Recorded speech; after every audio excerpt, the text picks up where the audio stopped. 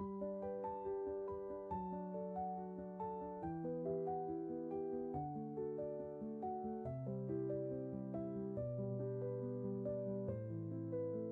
my name is Xander. My name is Richard Rodriguez. And we are the parents of Xander Rodriguez. I found out I was pregnant with Xander in 2022 during COVID.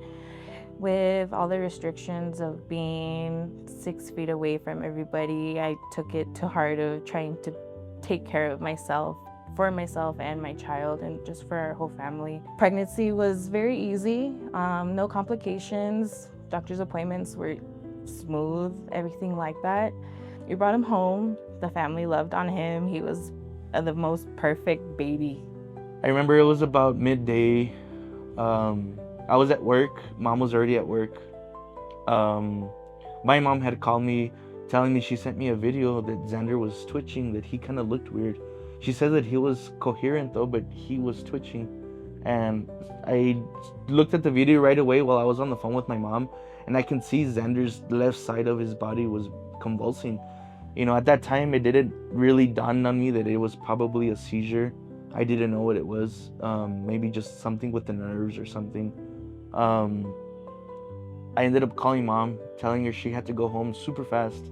She ended up leaving. She hung up on the phone on me, and I just remember that both of us were on our way, and you know, the 20 minutes to get home felt like an eternity. We ended up finally getting home. Xander was already out of his seizure with paramedics on oxygen, laughing. We got there and my mom says that as soon as he woke up, that he turned to my mom and he started smiling at her like if nothing had happened. I walked in, they had the oxygen mask on him, and I broke down crying. Like, I didn't know what was going on. They told me that he was seizing and they were gonna take him in. They ended up doing a whole bunch of tests, and that's the day they told us that children usually only have febrile seizures, and it's common. So not to expect anything else, that it's okay, we'll go home, we'll go to Paso Children's Hospital, get more tests done and see what the culprit is. If not, then we'll go home. They did a spinal tap for fluid. They checked for meningitis. They checked multiple things and nothing. His second seizure between July and August, and they figured, okay, it has to be something going on in his body instead, in his DNA. She wanted to do a genetic swab. They did that in the hospital on his third seizure. She said it was gonna take about a month to get back, maybe a little bit more. So just the time waiting, it's a lot. So during that duration, we were put on one medication.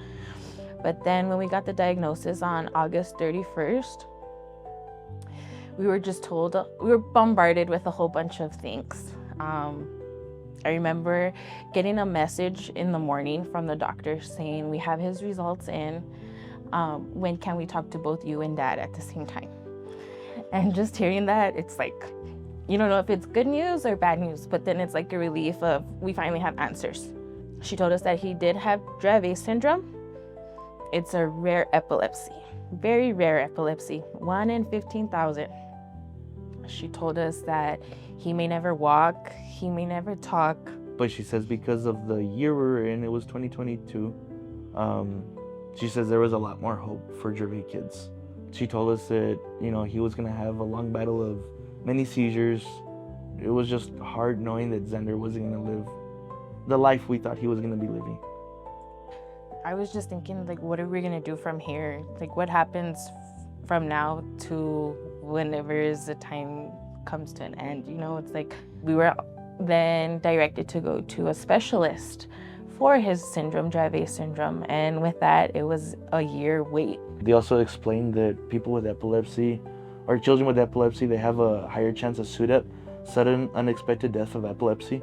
So just knowing that my son had a higher chance of dying in his sleep because of his syndrome, it made it that much worse of, you know, going to bed every night and knowing like what was gonna happen. With Dravet syndrome, it's a 25% chance. So he has a 25% chance every time he takes a nap, he's not gonna wake up. He's napping right now, so there's a 25% chance he's not gonna wake up. But with the device that Dr. Makoshi implanted, that percent has gone down. So the vagus nerve stimulator is a little battery that goes into the chest, is connected to the vagus nerve, which is one of the largest nerves that gives sensory neurons back to the brain. So a lot of connections into the brain. So what the battery does is then give stimulation, and it could potentially decrease the amount of medications that you need, the severity of the seizures, or the frequency of the seizures. And that effect can improve over time. So it can be very beneficial to families that need it. So having the 8th floor now built, which is the epilepsy monitoring unit, getting those kids admitted to put them on a monitor to find out where their seizures are coming from, what type of seizures they have, and then finding out a treatment plan that would work best for that child is extremely important. So that's what we managed to build here at Paso Children's, has dedicated a lot into that to help as far as that underserved community with that epilepsy that needs further treatment. Right now he's doing really well. He's learning to walk again. He's getting his balance back. He started to crawl again. He's giving his body the confidence that it deserves, because his body is strong, and he needs to know that his body's capable and it's there for him. Developmental wise, he's doing amazing. He's learning everything all over again. He's proving to everybody and all the children that they could do it. I mean, our children are resilient. He's been able to go to the zoo. He's been able to swim. He's gone on an airplane. He's only gonna be 3 and he's dealt with stuff that people haven't dealt with in their whole life, and Xander's been in the hospital more times than Mom and I have been to the hospital combined. He's seen a doctor more times than I have seen in my whole life. And he's having one. He's having.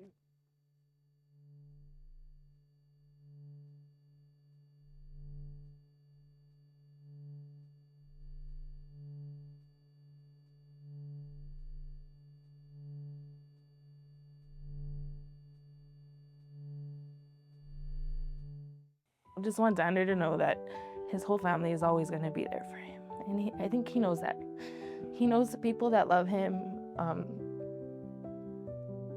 What's a hard question? I'm sorry.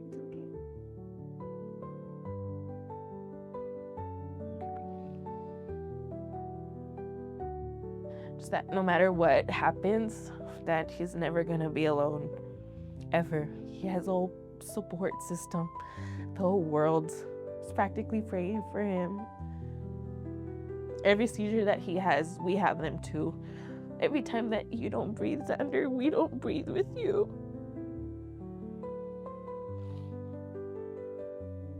And that I wish that we could take that away from him. I'm sorry that we can't. I think it's important for everybody to donate. That way services at the hospital or that are provided are the services that our children need. Xander's just one story, and I can only imagine all the other stories that we don't hear, all the other kids that, go unheard, and, they're just other kids at the hospital, and all these kids do need help. Many of our families are coming from lower middle income, traveling far, far distances, already a lot of cost of medications of caring for these children. So sometimes even just if they have insurance but still have to pay out of pocket for some of these expenses can be a lot for these families to take on.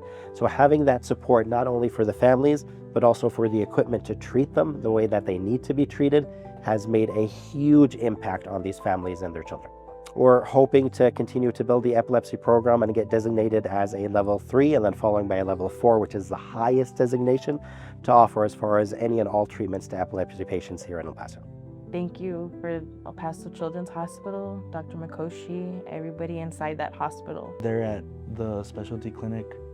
All the doctors really treat the kids like if they're their own. You're not supposed to treat them by diagnosis. You're supposed to treat the child themselves. So thank you to all the doctors that actually see the children themselves and not the diagnosis, because that really means a lot to learn their patients.